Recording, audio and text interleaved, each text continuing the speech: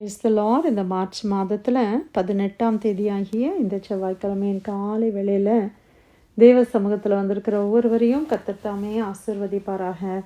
இந்த நாளிலும் நம்ம தியானிக்கிற கர்த்தருடைய வார்த்தை நம்முடைய பரிசுத்த வேதாகமத்தில் மார்க் எழுதின சுவிசேஷம் 8ஆம் அதிகாரம் 8வது வசனம். The gospel book of Mark chapter 8 verse 8.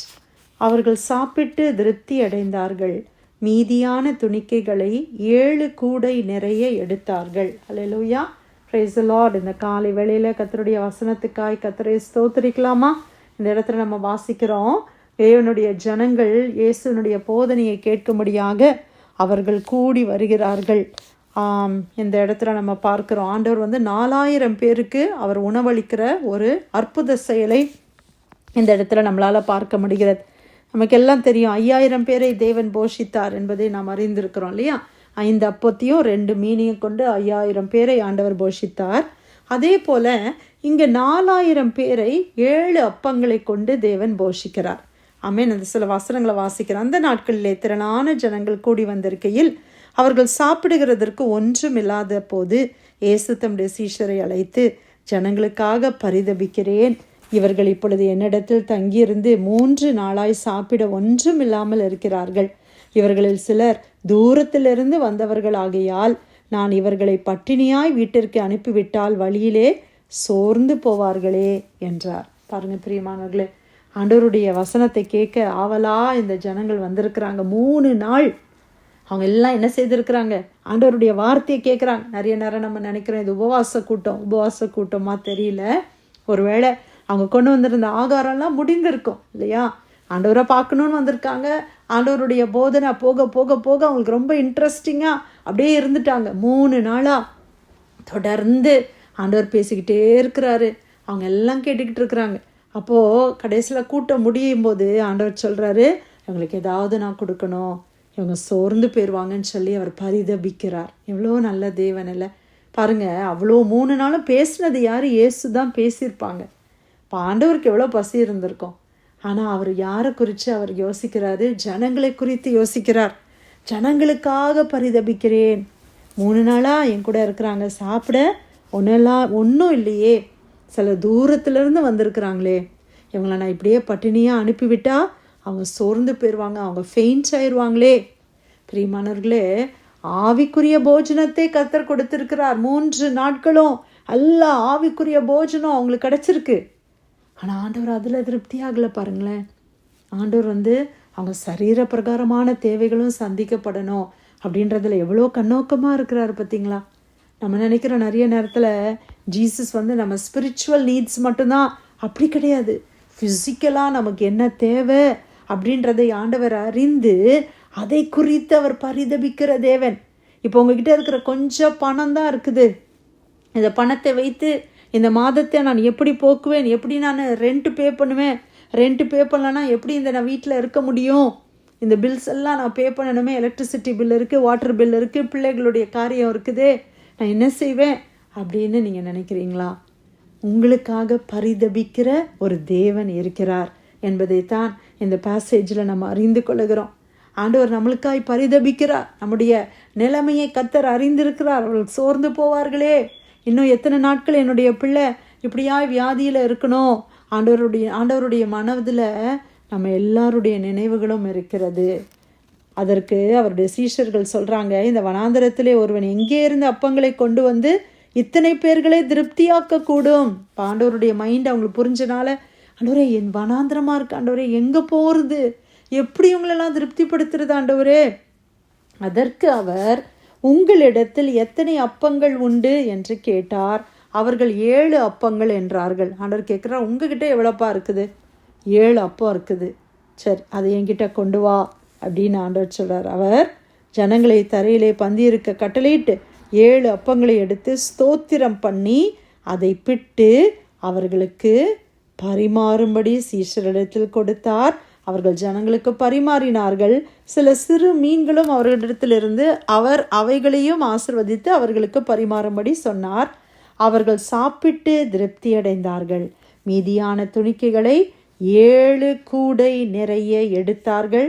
சாப்பிட்டவர்கள் ஏறக்குறைய 4000 பேராக இருந்தார்கள்.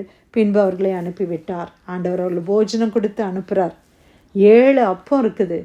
7 அப்பத்தையும் தேவன் நினைச்சுதாராம், ஸ்தோத்திரம் பண்ணி அதை பிட்டு 7000 பேருக்கு 4000 பேருக்கு ஆண்டவர் கொடுக்கிறார். ஹல்லேலூயா.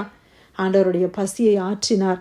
வசனத்தில் நம்ம கேட்ட வண்ணமாக ஜனங்கள் என்ன செய்தார்களாம்? அவர்கள் சாப்பிட்டு திருப்தி அடைந்தார்கள். திருப்தியாக சாப்பிட்றாங்க. ஏதோ கொஞ்சம் கிடைக்கல, திருப்தியாக சாப்பிட்டாங்க. அது மட்டும் இல்லை, மீதியான துணிக்கைகளை 7 கூடை நிறைய எடுத்தார்கள். உங்ககிட்ட எவ்வளவு இருக்குதுன்னு ஆண்டவர் கேட்குறார். இன்றைக்கி நீங்கள் நினைக்கலாம், ஆண்டவரே என்கிட்ட போதுமானது இல்லை, ஆண்டவரே ரொம்ப நிறைய காசு தேவைப்படுது, நிறைய காரியம் தேவைப்படுது. ஆண்டவர் என்ன கேட்குறார் தெரியுமா? உங்களை பார்த்து, உங்களிடத்தில் எத்தனை அப்பங்கள் உண்டு? உங்ககிட்ட எவ்வளோ பணம் இருக்குது? உங்ககிட்ட எவ்வளோ டைம் இருக்குது? உங்ககிட்ட எவ்வளோ இருக்குதுன்னு ஆண்டவர் கேட்குறார்.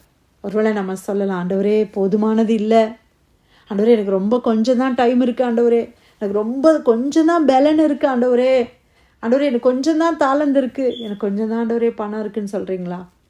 அதை நீங்கள் ஆண்டவர்கிட்ட கொண்டு வருவீங்களா? ஆண்டவருடைய சமூகத்தில் நம்மக்கிட்ட இருக்கிற கொஞ்சத்தை நம்ம கொண்டு வரும் பொழுது அதை தேவன் ஆசிர்வதிக்கிறார். அதற்கு தேவன் ஆசிர்வதித்து அநேகருக்கு அதை பிட்டு கொடுக்கிறார். நாமும் சாப்பிட்டு திருப்தி அடைந்து, அநேகரும் சாப்பிட்டு திருப்தி அடைந்து, மீதியான துணிக்கைகளை எடுப்போம். அப்படி விசுவாசிக்கிறீங்களா? நீங்கள் விசுவாசிக்கிறீங்களா பிரியமானவர்களே? 24 மணி நேரம் ஒரு நாளில் இருக்குது. அதிகாலையில் 1 மணி நேரத்தை நம்ம தேவ சமூகத்தில் நம்ம கொடுக்குறோம். இந்த 23 மணி நேரமும் ஆண்டவர் நம்மளை நடத்துகிறாரா இல்லையா? எத்தனை காரியத்தை நம்மளால் பண்ண முடியுது, இதெல்லாம் பண்ண முடியுமான்னு நினைக்கிறோம். ஆனால் ஆண்டவருக்குரிய நேரத்தை நம்ம கொடுக்கும்போது ஆண்டவர் எல்லாவற்றையும் அழகாக செய்கிறதுக்கு பலன் கொடுக்குறார். ஃப்ரீ டைமையும் கொடுக்குறாரு. அப்படி தானே? ஃப்ரீயாக நம்மளுக்கு கொஞ்சம் டைம் கொடுக்குறாரா இல்லையா? அந்த மாதிரி உடைய பண தேவையாக இருக்கலாம், உடைய சரீர பிரகாரமான பலவீனங்கள், பலமாக எல்லாவற்றையும் ஆண்டவர்கிட்ட கொடுங்க. ஆண்டவர் அது எல்லாம் ஆசீர்வாதமாய் மாற்றி கொடுப்பார். ஆமென். அதற்காக கர்த்தரை ஸ்தோத்திரிக்க, நம்முடைய தேவைகளை கர்த்தர் சந்திப்பார். இந்த வாதத்தில் நான் கடன் தான் வாங்கணும், யார்ட்டையாவது போய் கேட்கணும் அப்படின்னு நினைக்கிறீங்களா? அதுக்கு முன்னால் ஆண்டோடைய சமூகத்தில், ஆண்டவரே இந்தந்த தேவையெல்லாம் இருக்குது, என்கிட்ட இருக்கிறதோ இவ்வளோதான், எனக்கு நீங்கள் உதவி செய்யுங்கப்பா, உங்களுடைய சமூகத்தில் நான் ஒப்பு கொடுக்குறேன்னு சொல்லி நீங்கள் கொஞ்சம் ஜெபம் பண்ணுங்க. ஆண்டவர் உங்களை நடத்துவார். அன்றைக்கு போஷித்த கர்த்தர் இன்றைக்கும் தம்முடைய பிள்ளைகளை கர்த்தர் போஷித்து திருப்தி அடைந்து அவர்களை நடக்க பண்ணி கொண்டு தான் இருக்கிறார். அநேக சாட்சிகள் அதற்கு உண்டு. நிச்சயமாக கர்த்தர் உங்களை நடத்துவார். பிரியமானவர்களே, நம்ம சோர்ந்து போகக்கூடாது. இன்னொரு காரியத்தை நான் இதில் வாசிக்கும் போது உணர்த்தப்பட்டபடினால நான் சொல்லுகிறேன். ஆண்டவருடைய பிள்ளைகளாகிய நம்மளுடைய வாழ்க்கையில் கூட சில நேரத்தில் இந்த அப்பத்தை போல ஆண்டவர் என்ன செய்தாராம்? அந்த அப்பத்தை அவர் பிட்டார் என்று பார்க்கிறோம். நம்முடைய வாழ்க்கையை சில நேரங்களில் ஆண்டவர் என்ன செய்கிறாரு? பிட்கிறார். புரோக்கன்னஸ், ஆண்டவர் நம்மளை உடைக்கிற அனுபவம். நம்ம அநேகருக்கு பிரயோஜனமான பாத்திரமாக நம்ம மாறணும் அப்படின்னா முதலாவது நம்ம தேவ சமூகத்தில் நம்ம தேவன் அவருடைய கையில் நம்ம எடுக்கும்போது ஆண்டவர் செய்கிற ஃபஸ்ட்டு காரியம் என்ன தெரியுமா? ஆண்டவர் நம்மளை அவர் புடமிடுகிற தேவனாக இருக்கிறார். ஹல்லேலூயா. பிட்கிற தேவனாக இருக்கிறார். ஆண்டவருடைய பிள்ளைகளை அவர் பிரேக் பண்ணுகிறார். He broke the bread. Jesus, நானே ஜீவ அப்போன்னு சொன்னவர், நான் உங்களுக்காக பிட்கப்படுகிறேன்னு சொன்னார். இன்றைக்கி அவனுடைய சரீரத்தையும் ரத்தத்தையும் நம்ம புசிக்கும்போது அந்த வசனங்களை கேட்குறோம் இல்லையா? இயேசுனுடைய சரீரம் பிட்கப்பட்டது. இன்றைக்கி இயேசு அநேகருக்கு ஆசீர்வாதமாக இருக்கிறான். அந்த மாதிரி நீங்களும் நானும் கூட சில நேரங்களில் கர்த்தர் நம்மளை என்ன செய்கிறார்? உடைக்கிறார், நம்மளை பிட்கிறார், நம்மளை சில பாதை வழியாய் கடந்து போக பண்ணுகிறார். ஏன்னா வசனம் இருக்குது, ஏசாயால நினைக்கிறேன், கரெக்டாக தெரில, ஒரு அப்பம் வர வேண்டுமானால் தானியம் உடைக்கப்பட வேண்டும். அந்த தானியத்தை என்ன பண்ணுறாங்க? உரல்ல போட்டு நல்லா குத்துறாங்க. அப்போ தான் அது அப்பமாக மாறுது. மாவை என்ன செய்கிறோம்? பிசைகிறோம். அது ஈஸியாக இருக்குமா? மாவுக்கு யோசித்து பாருங்கள். ஒரு சப்பாத்தி பண்ணுறீங்க, ரொட்டி பண்ணுறீங்க, ஒரு பூரி பண்ணுறீங்க, என்ன பண்ணுறீங்க? மாவை நல்லா போட்டு அப்படி உருட்டி இப்படி உருட்டி அதை அடித்து அப்போ தான் அது சாஃப்டாக வருது இல்லையா? அப்போது நம்ம சாஃப்டாக வரணும். நம்மளுக்குள்ள இந்த மாதிரிலாம் அநேகருக்கு பிரயோஜனமாக இன்றைக்கி பிள்ளைங்க சாப்பிடும்போது, இல்லை பூரியோ இட்லியோ சப்பாத்தியோ சாப்பிடும்போது நல்லா இருக்குது, சாஃப்டாக இருக்குதுன்னு சொல்கிறாங்க. அவ்வளோ தூரம் உடைக்கப்பட்டுச்சே அந்த மாவு.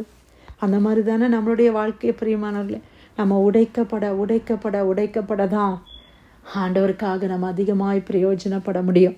இன்றைக்கி தேவனுக்காய் பிரயோஜனப்படுகிற ஒவ்வொருத்தரையும் நீங்கள் வாழ்க்கையெல்லாம் திரும்பி பார்த்தீங்கன்னா, அவங்க சரித்திரத்தெல்லாம் நீங்கள் வாசித்து பார்த்தீங்கன்னா எந்த அளவுக்கு அவர்கள் உடைக்கப்பட்டார்கள். இன்றைக்கி ஒருவேளை அவங்க லைம் லைட்டில் இருக்கிற மாதிரி தெரியலாம், ஆனால் அதுக்கு பின்னால் எத்தனையோ புரோக்கன்னஸ் அவங்களுக்கு இருந்துச்சு. அதெல்லாம் தாண்டி தான் இன்றைக்கி அவங்க வந்து நிற்கிறாங்க.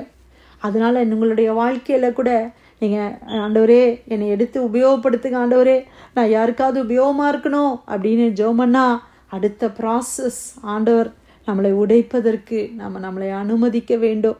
ஆண்டவர் உடைப்பதற்கு நம்மளை வந்து கம்ப்ளீட்டாக டிஸ்ட்ராய் பண்ணுறதுக்காக உடைக்கல. அது எப்படி ஒரு மாவு அப்படியே ஒரு சப்பாத்தியா இல்லை ஒரு ரொட்டியாக மாறுதோ அந்த மாதிரி அநேகருக்கு நம்மளை பிட்டு கொடுக்கும்படி தேவன் நம்மளை உடைக்கிறார். அந்த அனுபவத்தை கூட நம்ம புரிந்து கொள்ள வேண்டும். அநேக ஜனங்களுக்கு நம்மளை ஆசீர்வாதமாய் கர்த்தர் மாற்றுவார். ஹல்லேலூயா. இன்னைக்கு தேவனுடைய வார்த்தைக்காய் கர்த்தருக்கு நன்றி சொல்லலாமா? மார்க் 8:8 அவர்கள் சாப்பிட்டு திருப்தி அடைந்தார்கள், மீதியான துணிக்கைகளை 7 கூடை நிறைய எடுத்தார்கள். அநேகர் ஆசீர்வதிக்கப்பட்ட இந்த அருமையான வார்த்தைக்காய் கர்த்தருக்கு நன்றி செலுத்தி யாராவது நம்ம ஜெபிக்கலாமா?